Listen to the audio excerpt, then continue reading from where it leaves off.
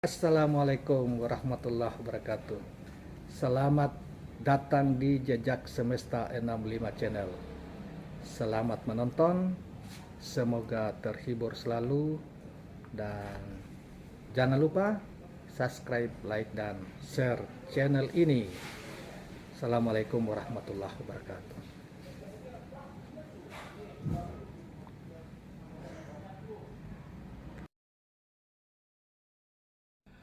Assalamualaikum warahmatullahi wabarakatuh. Rekan-rekan sekalian, kembali kita berjumpa di Jejak Semesta 65 Channel yang senantiasa mengikuti perkembangan sosial politik maupun yang lainnya.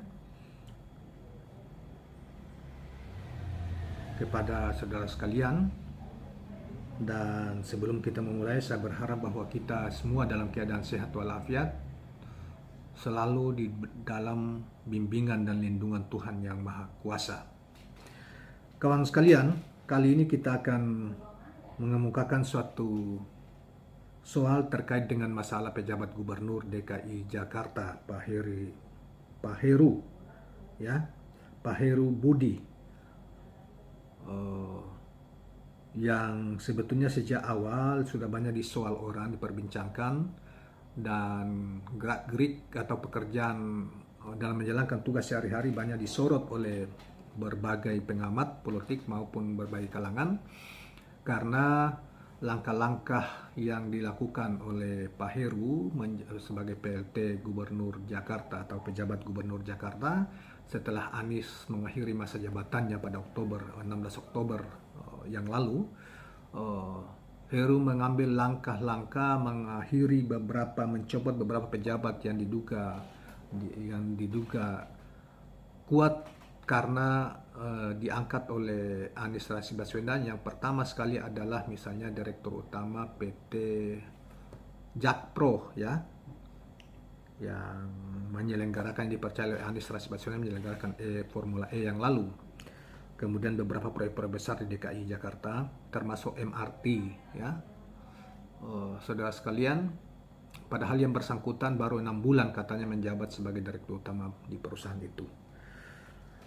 daerah tersebut, dan lain-lain sebagainya. Terakhir yang paling viral dan banyak disoal orang adalah mengganti tagline DKI kolaborasi menjadi sukses Jakarta untuk Indonesia, diganti seperti itu, yang kemudian menjadi sorotan beberapa pengamat, termasuk juga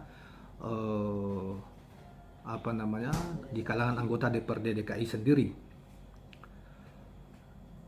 Tapi dalam kaitan yang masalah yang akan kita bacakan yang diangkat oleh Demokrasi News di portal Demokrasi News di Twitter hari ini, dengan judul "Pokoknya Anies Baswedan gak boleh menang Pilpres, misi terselubung Heru Budi dibongkar tanpa ampun."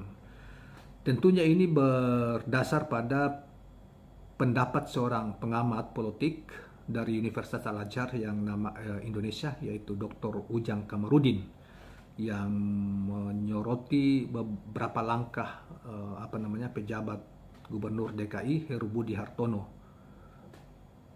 Baiklah kawan-kawan sekalian, kita coba bacakan berita yang ditampilkan di sini. Pengamat politik dari Universitas Al-Azhar Indonesia, Dr. Ujang Kamarudin, menyoroti langkah pejabat Gubernur DKI Heru Budi Hartono yang perlahan-lahan menghapus jejak peninggalan ex-gubernur Anies Rashid Baswedan. Ujang menilai hal itu dilakukan oleh Heru karena sejak awal dipilih oleh Presiden Joko Widodo, dirinya memang diberi misi khusus untuk menghabisi apapun program Anies, baik programnya mendapat respon positif dari kalangan masyarakat maupun tidak. Kutipan langsungnya dikatakan bahwa kita lihat kasus di Jakarta yang jelas bahwa apa yang dilakukan Heru tadi, dia punya tugas, punya misi secara politik untuk memberangus kebijakan Anies, baik yang bagus maupun yang jelek, kata Ujang Kamarudin. Bukan hanya program, Heru juga membabat habis orang-orang yang bekerja dengan baik saat Anies menjabat. Jadi untuk menghambat, ya, dan dikatakan bahwa bukan hanya di lingkungan Pemprov DKI, tetapi juga di jajaran direksi badan usaha milik negara BUMD, seperti yang terjadi di PT Jakarta Propetindo atau Jakpro yang tadi kita sebutkan tadi. Kutipan langsungnya adalah, jadi untuk membabat habis program-program Anies, jadi apapun program Anies termasuk orang-orangnya di birokrasi maupun BUMD, ya harus dihabisi. Salah satunya saudara sekalian, minggu-minggu kemarin yang sempat juga banyak ramai diperbincangkan di media sosial, media online juga, adalah pencopotan sekretaris daerah Sekda DKI Pak Maruli yang ditaruh sebagai salah seorang deputi, padahal beliau baru mungkin sekitar setahun baru setahun ini menjadi sekda, dan kita tidak tahu alasan apa kemudian Pak Heru padahal dia sebagai hanya pejabat mencopot sekda definitif. Coba, padahal di berbagai daerah itu kan mencopot sekda itu, apalagi hanya seorang pejabat, itu agak sulit, tapi Pak Heru melakukan itu dengan mudah. Ya mungkin juga karena Pak Heru adalah orang dekatnya Bapak Presiden, jadi tidak sulit bagi dia untuk melakukan apa saja di DKI.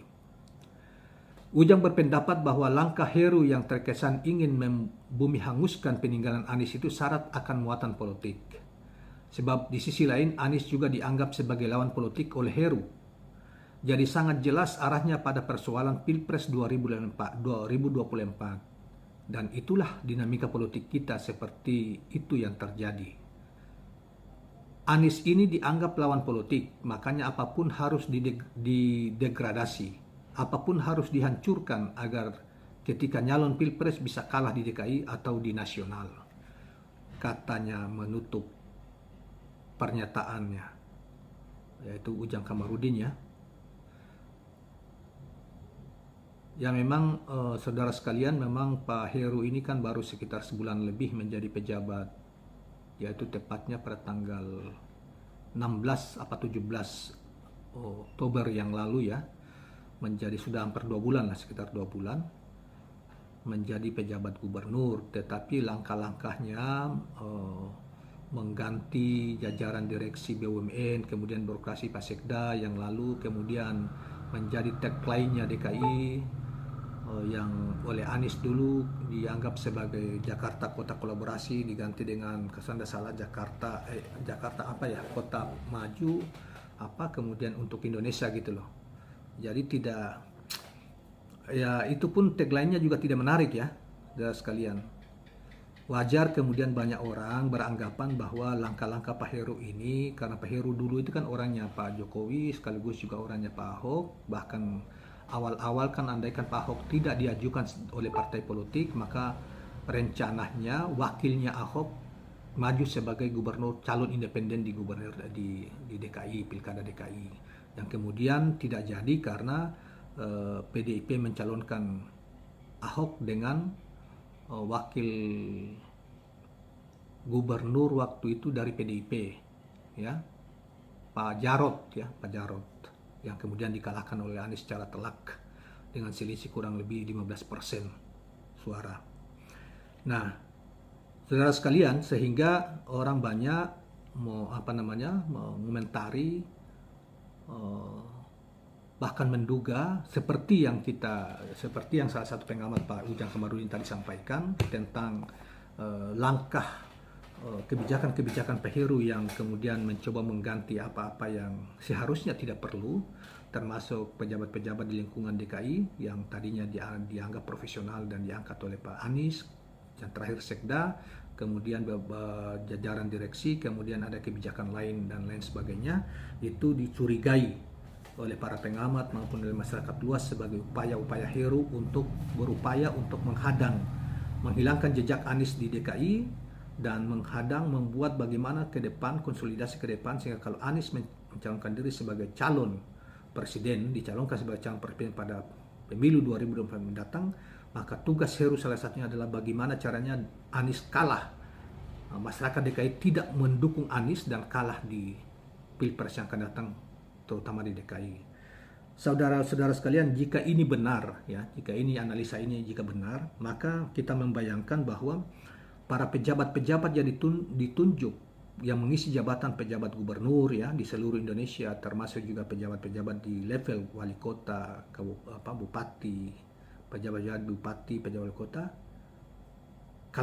Kalau benar ya, itu bisa dititipi hal yang sama untuk selain menjalankan misi pemerintah pusat, program-program kesejahteraan di tingkat masing-masing di wilayah masing-masing, tetapi sisipan misi mereka adalah bagaimana caranya di daerah masing-masing Anies tidak boleh mendapatkan suara mayoritas atau tidak boleh mendapat dukungan luas dari masyarakat di mana mereka memimpin.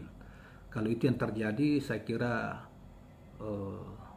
inilah tujuan pilkada itu ditiadakan, kemudian pengisian jabatan itu dikontrol langsung. Begitu banyak 272 kalau tidak salah jabatan pejabat gubernur dan wali kota kabupaten di seluruh Indonesia itu dijadikan sebagai misi tersembunyi oleh pemerintah pusat atau Pak Mendagri dan kawan-kawan, yang tentunya kalau benar ini pesanan khusus supaya mereka juga ikut bekerja secara politik untuk tidak mendukung masyarakat di tempat mereka bekerja, tidak boleh memberi dukungan kepada Anies Rashid Baswedan jika Anies Rashid Baswedan lolos calon sebagai capres 2024 yang akan datang. Kalau ini yang terjadi, ya saya kira belum tentu juga didengar oleh masyarakat ya, karena dan belum tentu juga didengar oleh gubernur-gubernur yang rasional ya, yang rasional, karena jabatan mereka itu sebetulnya bukan jabatan politik ya. Jabatan pejabat itu kan bukan jabatan politik, jabatan karir yang ditunjuk untuk itu, dan kalau dimanfaatkan untuk kepentingan politik tentunya mereka telah melakukan pelanggaran-pelanggaran dengan jabatan mereka itu. Nah, kalau itu yang terjadi juga, saya kira belum tentu masyarakat mendengarkan, karena mereka para pejabat ini kan bukan dipilih oleh masyarakat, jadi kita tidak tahu mereka ini punya legitimasinya dari mana. Mereka tidak punya legitimasi apa-apa. Legitimasi yang ada pada mereka adalah sebagai pejabat penunjukan dari pemerintah pusat melalui dengan SK administrasi yang bersifat administrasi itu. Tetapi mereka tidak punya legitimasi dari rakyat secara demokrasi, bahwa mereka tidak dipilih oleh rakyat, sehingga belum tentu juga rakyat bisa mengikuti apapun yang mereka inginkan ya terkait dengan masalah pemilu 2024 yang akan datang. Nah, kawan-kawan sekalian, saya kira itu salah satu hal yang hari-hari ini lagi ramai, dan soal DKI ini baru kali ini kita mengangkatnya, terutama terkait dengan masalah ini yang kebetulan masalah ini dikomentari atau diamati dan diperbincangkan dan dikomentari oleh salah seorang pengamat politik, sosial politik dari Universitas Al-Azhar Indonesia, yaitu tadi Dr. Ujang Kamarudin. Terima kasih kawan-kawan sekalian, semoga bermanfaat, dan jangan lupa subscribe, like, dan share channel ini. Assalamualaikum warahmatullahi wabarakatuh. Assalamualaikum teman-teman sekalian, demikianlah, selamat menonton, komen, semoga bermanfaat, berfaedah bagi menambah pengetahuan dan mencerahkan.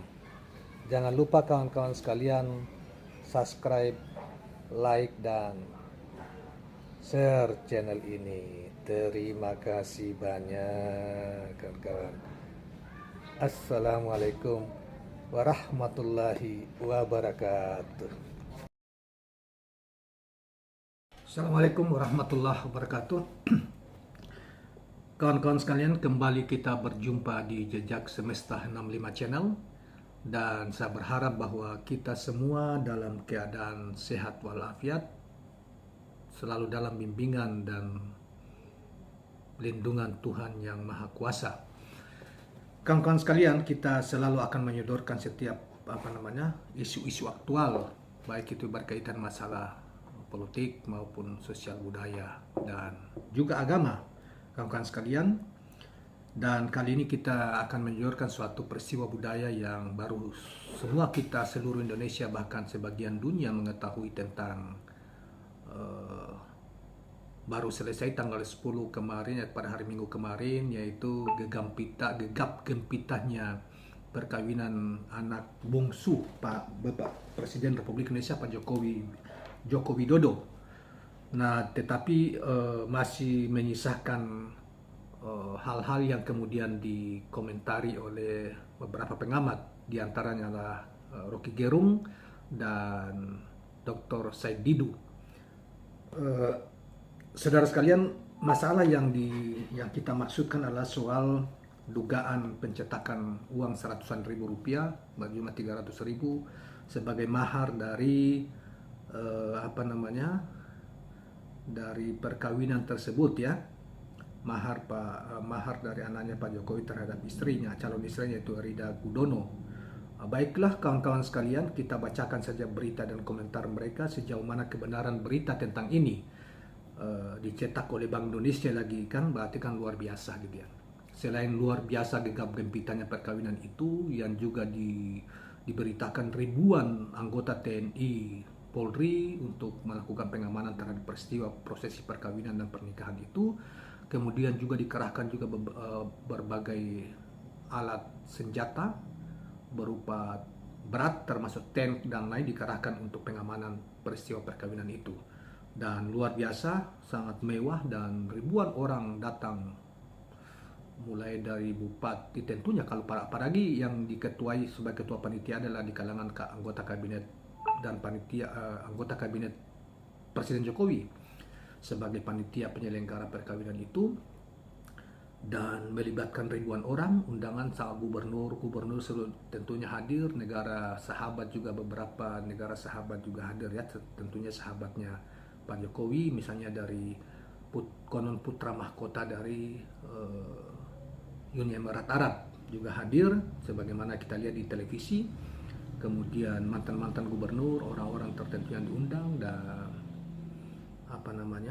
para pejabat, bupati dan lain sebagainya di seluruh Indonesia juga diduga diundang, ya, yang hadir di perkawinan anak bungsu dari presiden tersebut. Hal yang menyisahkan itu ya soal tadi, yaitu Bank Indonesia diduga mencetak uang khusus bernilai 300.000 rupiah, 100.000 rupiah untuk mahar dari sang putra terhadap calon istrinya. Baiklah kawan-kawan sekalian, untuk lebih jelasnya kita coba bacakan ini dan kritik yang dikemukakan oleh mereka yang setidaknya yang kita sebutkan tadi. Royal Wedding, ya, jadi berita ini saudara sekalian dimuat di portal Gelora Media di Twitter dengan judul "Berlebihan, Bank Indonesia cetak uang seri khusus untuk mahar pernikahan Kaisang Erina." Itu dimuat pada 15 Desember 2022 hari ini. Royal Wedding putra bontot Presiden Joko Widodo, yakni Kaisang Pangarep dengan Erina Gudono pada tanggal 10 Desember 2022 memang sudah usai dan berjalan lancar. Tapi pernikahan yang begitu megah dengan pengamanan ribuan pasukan gabungan berikut tamu undangan berjibun itu masih saja menjadi sorotan. Terbaru adalah viral soal uang mahar 300.000 yang menjadi perhatian publik. Sebab 3 lembar uang 100.000 itu ternyata bukan uang sembarangan. Kabarnya dicetak khusus oleh Bank Indonesia untuk mahar pernikahan anak orang nomor 1 di negeri ini. Mahar itu berisi kode KSE 10 garis datar 12 garis datar 22 atau disebut merujuk pada nama Kaisang Erina dengan nomor seri tanggal pernikahan. Ada lagi nomor seri ESG huruf besar, kemudian 11 garis datar 12 garis datar 96 yang diduga berarti Erina S. Gudono, nomor seri tanggal lahir Erina. Terakhir adalah nomor seri KSP 25 garis datar 12 94 atau Kaisang Pangarep dengan nomor seri tanggal lahir Kaisang. Menurut Rocky Gerung, Tentu uang dengan kode seperti itu didapat dengan cara membeli atau mencari langsung. Namun dicetak khusus oleh Bank Indonesia. Jika ini benar adanya, tentu sangat berlebihan apa yang dilakukan dan dipertontonkan di negeri ini. Sebab itu, ini adalah momen personal anak presiden yang tidak ada kaitannya dengan kepentingan publik atau negara. Rocky Gerung juga menguji keterbukaan diri Bank Indonesia. Seandainya ada pihak lain yang meminta dibuatkan seri sesuai keinginan mereka adalah harus dipenuhi. Contoh, Habib Rizik meminta nomor seri uang dirinya dengan kode HRS 212 misalnya. Ya, ada saja Pak Rocky Gerung ya. Tapi dari sisi keadilan, prinsip keadilan dan kesetaraan ya harus apa yang disampaikan oleh Pak Rocky Gerung itu benar.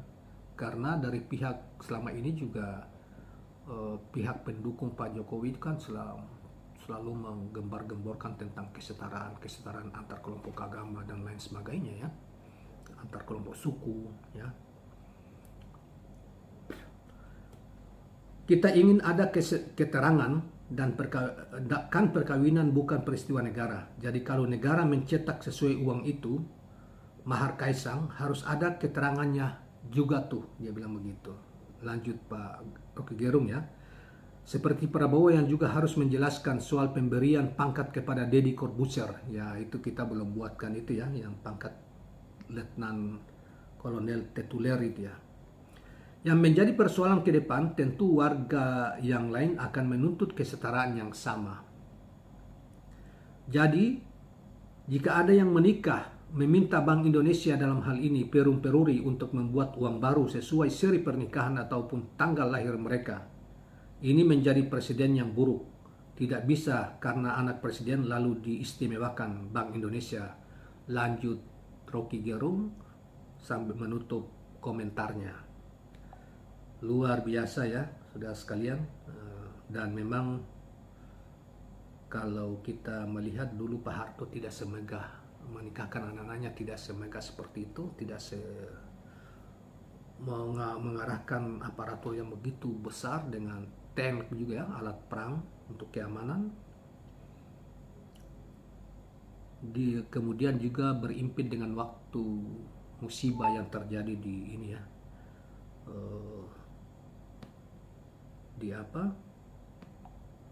di Cianjur baru-baru ini, yang saya kira sampai sekarang masih banyak yang pulih, ada yang meninggal banyak, korbannya begitu banyak, luluh lantah rumah-rumah mereka. Tidak lama setelah itu ya ditampilkan. Ya kita tidak bisa salahkan juga karena itu kan memang sudah dijadwal jauh-jauh hari. Kita juga tidak menduga peristiwa gempa bumi yang melanda Cianjur dan sekitarnya itu terjadi gitu loh. Jadi kita juga dalam hal ini soal jadwal dan berimpitnya peristiwa perkawinan dengan peristiwa gempa bumi yang terjadi, bencana alam di Cianjur itu tidak bisa diprediksi dan kita tidak bisa salahkan.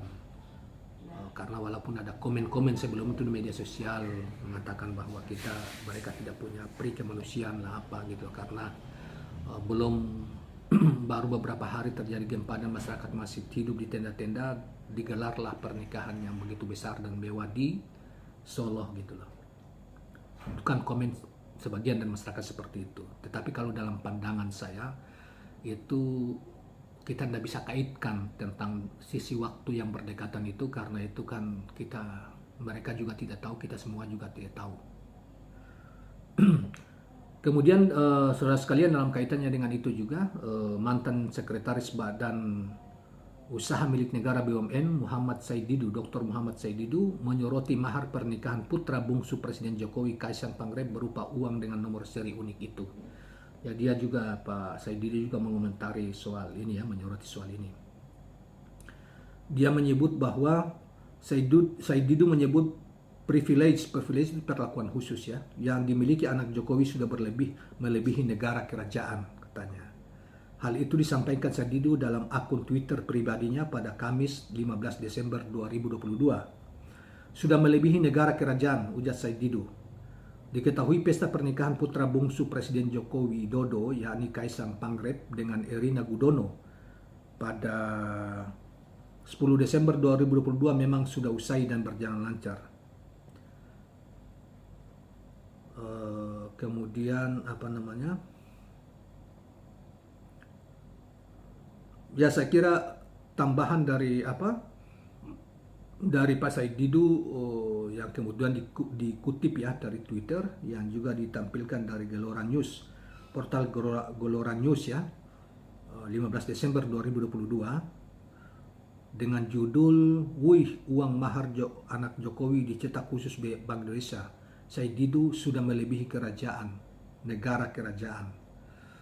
Nah, jadi Said Didu itu komentarnya di tweet dia, jadi tidak banyak komentarnya, cuma intinya seperti itu, dan keterangan di berita ini juga sama seperti yang kita sudah bacakan sebelumnya.